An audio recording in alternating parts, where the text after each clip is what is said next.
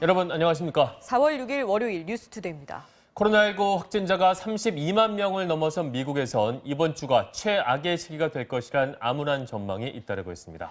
사망자가 가장 많은 뉴욕주에는 영안실이 이미 포화 상태라 병원 복도에까지 시신이 나와 있는 모습이 포착됐습니다. 워싱턴에서 박성우 특파원이 보도합니다. 트럼프 대통령이 가장 힘든 주가 될 것이라고 예고한 상황에서 미국 내 보건당국자들이 휴일 아침 방송에 출연해 사태의 심각성을 잇따라 알렸습니다. 제롬 애덤스 공중보건서비스 단장은 폭스뉴스와 인터뷰에서 이번 주가 최악의 시간이 될 것이라면서 과거 진주만 공습과 9.11 공격에 비유했습니다. This is going to be the hardest and the saddest week of most Americans' lives, quite frankly. This is going to be our Pearl Harbor moment, our 9/11 moment only. 백악관 코로나 바이러스 태스크포스의 파우치 박사도 CBS 인터뷰에서 나빠질 상황에 대비해야 한다고 강조했습니다. It is going to be shocking to some. It certainly is really disturbing to see that, but that's what's going to happen before it turns around. 그는 코로나19가 전 세계적으로 통제되지 않으면 계절적 성격을 띠며 다시 부활할 가능성이 매우 높다고 우려했습니다. 미국에서 확진자 수가 가장 많은 뉴욕주는 24시간 기준으로 사망자가 처음 감소했지만 쿠오모 뉴욕 주지사는 낙관할 상황이 아니라며 경계했습니다. 그는 행정명령을 발동해 의료 장비가 넉넉한 병원에서 당장 급한 병원으로 물자를 재배치하겠다고 했습니다. So I'm going to sign an executive order that says the state can take ventilators and PPE from institutions that don't need them now. 사망자 4천 명을 넘긴 뉴욕주에서는 일부 병원에서 시신을 안치할 영안실의 공간이 모자라 복도에까지 놔두는 장면이 포착됐습니다. 한편 항공모함 루즈벨트호에서 코로나19 확산을 우려해 승조원들을 하선시켜달라고 요청했다가 경질된 브렛 크로지어 전 함장도 감염됐다고 뉴욕타임스는 전했습니다. 워싱턴에서 MBC 뉴스 박성호입니다. 4.15 총선 공식 선거운동이 시작되고 첫 휴일이었던 어제 여당인 더불어민주당은 최대 승부처 수도권에 화력을 집중했습니다. 민주당은 코로나19 위기를 극복하고 일하는 국회를 만들기 위해 20대 국회를 난장판으로 만든 야당을 심판해달라고 호소했습니다. 이동경 기자입니다. 서울 최대 격전지로 꼽히는 동작을 지원 유세에 나선 임종석 전 청와대 비서실장.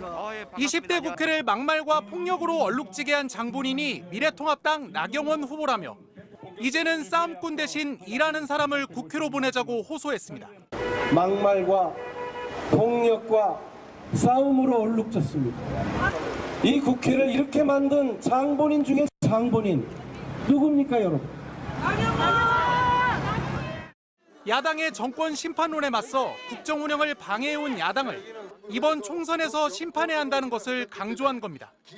통합당 황교안 대표에게 미워하지 말라고 했다 미워한다는 답을 받았던 이낙연 국난극복 대책위원장은 국난 극복에는 여야가 없다고 거듭 강조했습니다. 서로 미워하지 말고 손잡고 지혜를 짜서 이 국난을 빨리 극복하고 국민들을 고통에서 벗겨드려야 될 것 아니냐. 더불어민주당과 더불어시민당은 소상공인과 장애인, 안보 분야의 공동공약을 발표하며 더불어 마케팅을 본격화했습니다.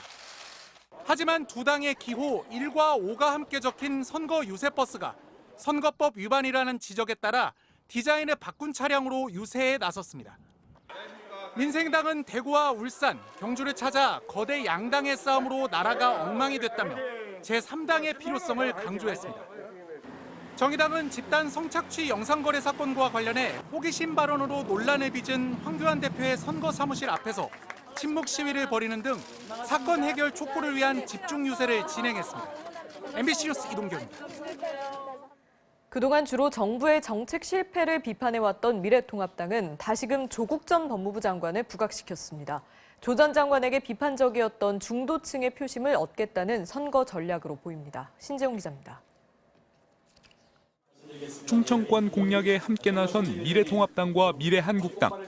김종인 통합당 총괄선대위원장은 경제와 방역 대응을 놓고 정부를 비판하다 갑자기 조국 전 법무부 장관을 끄집어냈습니다.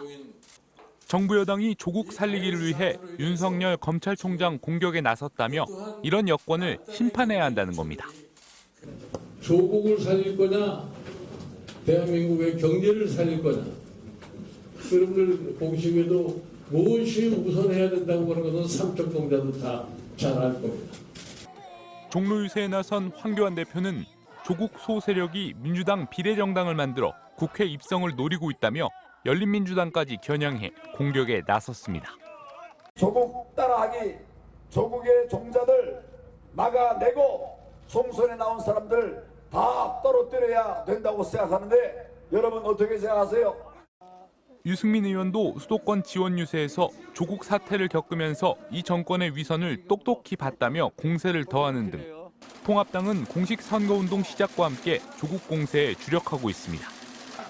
코로나19 사태에 묻혀버린 정권 심판론의 불씨를 살리면서 조 전 장관에게 비판적인 중도층의 표심을 얻겠다는 의도로 보입니다. 닷새째 국토종주 달리기를 이어간 국민의당 안철수 대표는 현 정권이 집권 내내 이미지 정치에만 몰두해 정치쇼에 실증을 느낀 국민들이 많다고 비판했습니다. MBC 뉴스 신재용입니다. 정부가 자가격리를 무단 이탈하거나 검역 과정에서 거짓말을 할 경우 1년 이하의 징역 또는 1,000만 원 이하의 벌금을 부과하기로 했습니다. 또 자가격리자에 대한 감시도 강화하기로 했습니다. 전동혁 기자가 취재했습니다. 지난달 25일 입국한 10대 유학생은 미국에 체류할 때부터 코로나19 증상이 있어 며칠간 해열제를 먹었습니다. 하지만 입국 당시 작성하는 건강상태 질문지에 별다른 체크를 하지 않아 검역을 통과했고 다음 날 확진 판정을 받았습니다.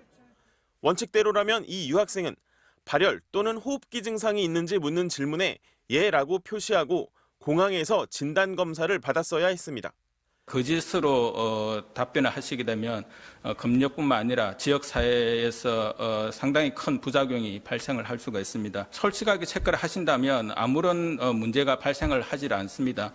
이처럼 검역 과정에서 거짓말을 하거나 자가격리를 무단 이탈하는 경우 또 역학조사에서 관련 서류 제출을 거부하는 등의 검역법을 위반한 경우 1년 이하 징역 또는 1,000만 원 이하의 벌금이 부과됩니다. 자가격리 위반에 대한 감시도 강화됩니다. 자가격리 대상자의 경우 지리정보 시스템 등을 이용해 24시간 감시하고 휴대전화를 집에 두고 이탈하는 자가격리 위반 사례를 막기 위해 경찰을 동반한 불시 점검도 전국으로 확대됩니다. 또 자가격리 위반자는 각종 지원금 대상에서 제외하는 것은 물론 방역에 대한 손해배상도 청구하겠다는 방침입니다. 무단 이탈은 즉시 고발토록 하고 방역 비용 등에 대한 손해배상도 병행하여 청구할 예정이며 긴급 재난지원금과 생활지원비 지급 대상에서도 원천 배제됩니다. MBC 뉴스 전동혁입니다. 오늘부터 공적 마스크 대리구매 대상자가 확대됩니다. 온라인 계약이 시작되는 만큼 고등학교 3학년에 해당하는 2002년 이후 출생자까지 대리구매가 가능합니다. 전동혁 기자가 보도합니다. 식품의약품안전처는 오늘부터 공적 마스크 대리구매를 확대 시행한다고 밝혔습니다.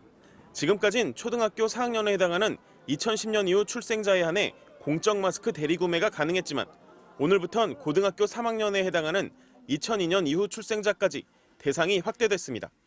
오는 9일 고등학교 3학년과 중학교 3학년의 개학을 시작으로 초중고 전 학년이 2주 이내에 개학을 하는 만큼 학생들이 마스크를 사러 약국을 방문하느라 학업에 지장이 생기는 것을 막기 위해서란 게 식약처의 설명입니다. 다만 이들의 공적 마스크를 대신 살 수 있는 사람은 가족 등 주민등록부상 동거인으로 제한됩니다. 대리구매를 위해 약국을 방문할 땐 본인의 신분증을 반드시 지참해야 하며 대상자와 동거인이라는 것을 확인할 수 있는 주민등록 등본도 제시해야 합니다. 또한 마스크 오브제에 따른 구매 가능 요일은 대리구매 대상, 즉 2002년 이후 출생자의 출생 연도로 결정됩니다. 이번 대리구매 확대 시행에는 요양병원 입원 환자와 요양시설 입소자, 일반 병원 입원 환자도 추가됐습니다. 요양병원과 요양시설 환자의 경우 간병인 등 시설 종사자도 대리구매가 가능합니다. 일반 병원 입원 환자의 경우엔 주민등록부상 동거인이 관련 서류를 지참해 해당 환자의 오부제 요일에 마스크를 살 수 있습니다. 정부 당국은 이번 마스크 대리구매 확대 시행에 따라 모두 451만 명이 편의를 받게 될 것으로 집계했습니다. MBC 뉴스 전동혁입니다. 손을 수시로 소독하고 물로 씻다 보면 손이 거칠어지면서 쭈글쭈글한 주름이 생기기 쉬운데요. 손 노화 어떻게 해야 막을 수 있을까요? 손은 외부로 노출되는 데다가 자주 사용하는 신체 부위이다 보니까 관리하지 않으면 노화가 빨리 진행되는데요. 핏줄이 울룩불룩하게 튀어나오는 손등 정맥 확장증이 생길 수 있고요. 혈관이 확장되면서 울긋불긋해지는 증상이 나타나거나 손등이 건조해지고 거칠어지면서 각질이 하얗게 일어나기도 합니다. 손 노화의 주범은 자외선과 화학 성분에 의한 자극인데요. 손등에도 자외선 차단제나 자외선 차단 성분이 들어간 핸드크림을 발라야 하고요. 평소 야외에서 손으로 햇빛을 가리는 행동은 피해야 합니다. 또 설거지나 요리를 할 때 고무장갑을 반드시 끼는 게 좋은데요. 물과 세제 속 계면 활성제 등 화학 성분이 피부를 건조하게 하기 때문입니다. 손을 씻을 때에는 비누 잔여물이 남지 않도록 손등까지 깨끗이 헹궈내고 너무 뜨거운 물로 손을 씻으면 피부가 건조해질 수 있으니까 미지근한 물을 이용해야 하며 소독제를 사용한 뒤에는 보습 기능이 있는 핸드크림을 바르는 게 중요합니다.